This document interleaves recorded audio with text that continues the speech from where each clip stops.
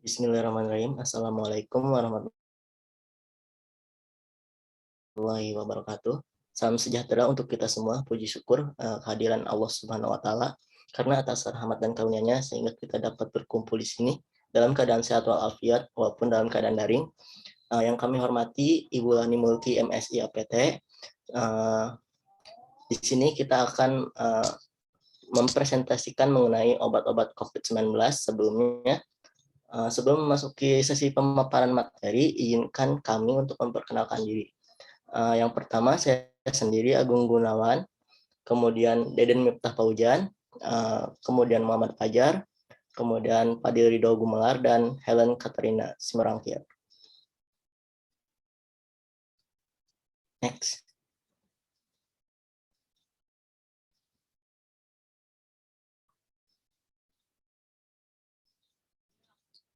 Virus SARS-CoV-2. Virus corona atau Severe Acute Respiratory Syndrome Coronavirus 2 atau SARS-CoV-2 adalah virus yang menyerang sistem pernapasan. Virus ini bisa menyerang siapa saja, baik bayi, anak-anak, orang dewasa, lansia, ibu hamil maupun ibu menyusui.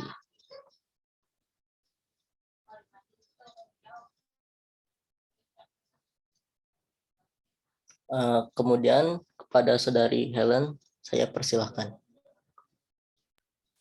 Terima kasih Agung. Materi yang kedua ada patogenesis atau patofisiologi. Next. Pertama, penempelan dan masuk virus ke sel host diperantarai oleh protein S yang ada di permukaan virus. Protein S penentu utama dalam menginfeksi spesies hostnya serta penentu tropisnya. Pada stadi SARS-CoV, protein S berikatan dengan reseptor di sel host, yaitu enzim angiotensin converting enzim 2. Enzim tersebut dapat ditemukan pada mukosa oral nasal, nasofaring, lambung, usus halus, dan lain sebagainya. Setelah berhasil masuk, selanjutnya translasi replikasi gen dari RNA genom virus. Selanjutnya replikasi dan transkripsi di mana sintesis virus RNA melalui translasi dan perakitan dari kompleks replikasi virus. Tahap selanjutnya adalah perakitan dan rilis virus. Setelah terjadi transmisi, virus masuk ke saluran napas atas, kemudian bereplikasi di sel epitel saluran napas atas, atau melakukan siklus hidupnya. Setelah itu menyebar ke saluran napas bawah. Next. Materi yang ketiga ada target kerja obat. Next. Siklus hidup SARS-CoV-2 dimulai saat protein S berikatan dengan reseptor seluler angiotensin converting enzim 2 atau AC2 di dalam sel inang. Setelah pengikatan reseptor, partikel virus menggunakan reseptor sel dan endosom untuk memasuki sel. Transmembran sirin protease TMPR SS2 memfasilitasi masukan virus melalui protein S.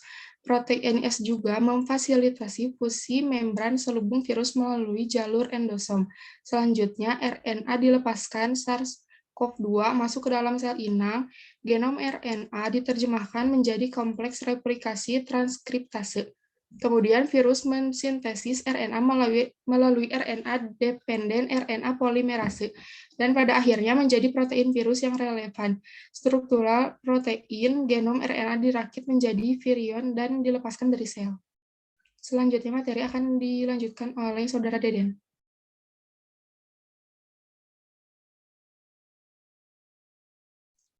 Ya, baik.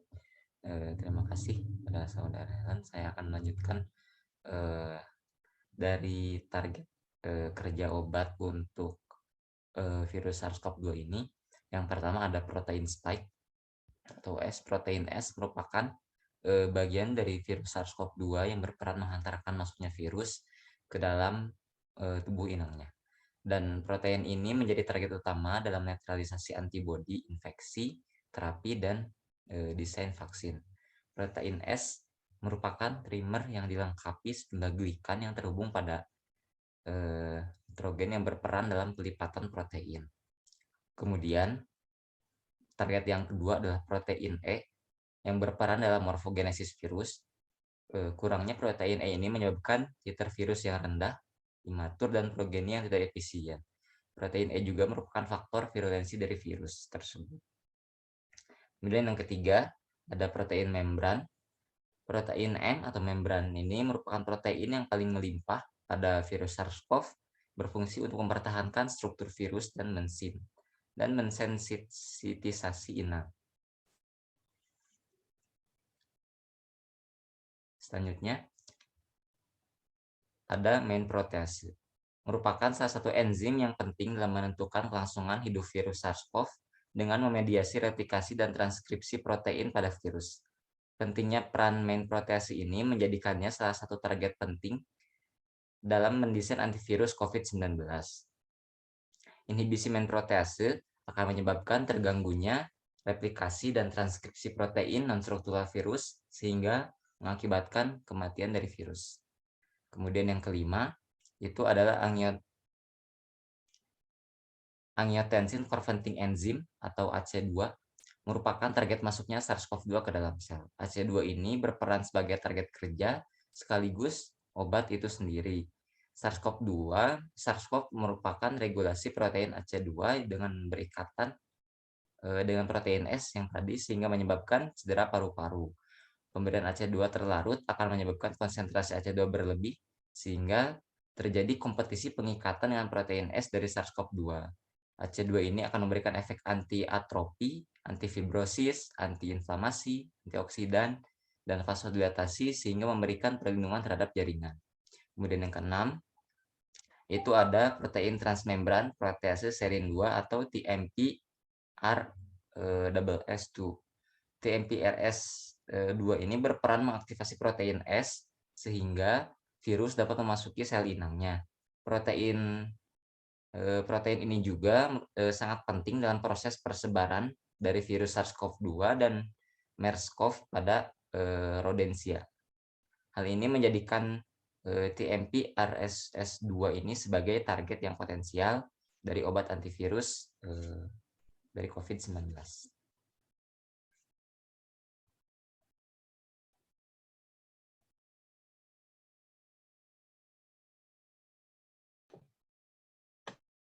Selanjutnya akan disampaikan oleh Saudara Fadil kepadanya. Persilakan. Baik, terima kasih Deden. Yang ketujuh ada RNA dependent RNA polymerase RDRP. Proses replikasi SARS-CoV-2 sangat tergantung pada enzim RNA dependent RNA polymerase. RDRP mengkatalis sintesis RNA yang kemudian berperan dalam proses transkripsi dan replikasi virus. RDRP merupakan target utama inhibitor analog nukleosida. Seperti remdesivir telah teruji cukup efektif untuk terapi COVID-19. Yang kedelapan ada helikase NSP13. NSP13 merupakan komponen penting dalam replikasi virus, sehingga dapat menjadi target yang potensial obat antivirus COVID-19. Yang kesembilan ada papainase atau PLPRO. PLPRO berperan dalam pembelahan terminal N poliprotein PP untuk melepas NSP1, NSP2, dan NSP3 yang penting dalam proses replikasi virus. Next. Selanjutnya ada terapi farmakologis. Terapi farmakologis terbagi menjadi 4. Yang pertama tanpa gejala, yang kedua gejala ringan, yang ketiga gejala sedang, yang keempat gejala kritis. Selanjutnya akan dilanjutkan oleh rekan saya yaitu Fajar. Oke, yang kelima ada obat-obat antivirus.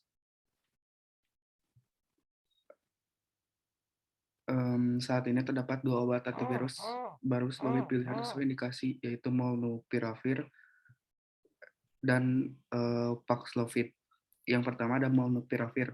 Molnupiravir merupakan obat antivirus baru yang dikembangkan secara khusus untuk mengobati pasien COVID-19 dengan derajat ringan hingga sedang. Memiliki efek samping dari obat ini antara lain pusing, sakit kepala, diare, mual, dan muntah. Obat ini tidak diizinkan untuk pasien berusia di bawah 18 tahun. Yang kedua ada Paxlovid. Paxlovid tergolong dalam kelas antivirus yang disebut dengan protease inhibitor yang memiliki efek samping dari obat ini antara lain gangguan liver, diare, tekanan tinggi, dan nyeri otot. aplikasi klinis Paxlovid di mana pasien yang menerima obat ini harus mempunyai berat badan setidaknya 40 kg.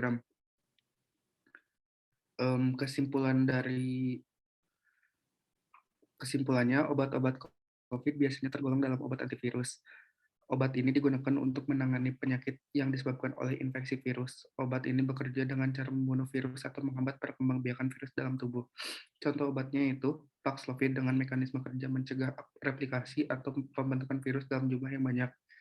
Lalu Molnupiravir dengan mekanisme kerja mengganggu aktivitas enzim RNA virus corona sehingga dapat menghambat perkembangbiakan virus tersebut. Adapun saran yaitu dengan adanya pembahasan tentang obat-obat COVID ini, diharapkan pembaca dapat memahami tentang obat antivirus dan dapat menggunakan obat antivirus sesuai dengan yang seharusnya. Demikianlah pemaparan materi yang bisa kami sampaikan. Sebelumnya mohon maaf yang sebesar-besarnya apabila di dalam penyampaian materi mungkin ada kesalahan kata dan perbuatan. Wabillahi taufiq wal hidayah. Wassalamualaikum warahmatullahi wabarakatuh.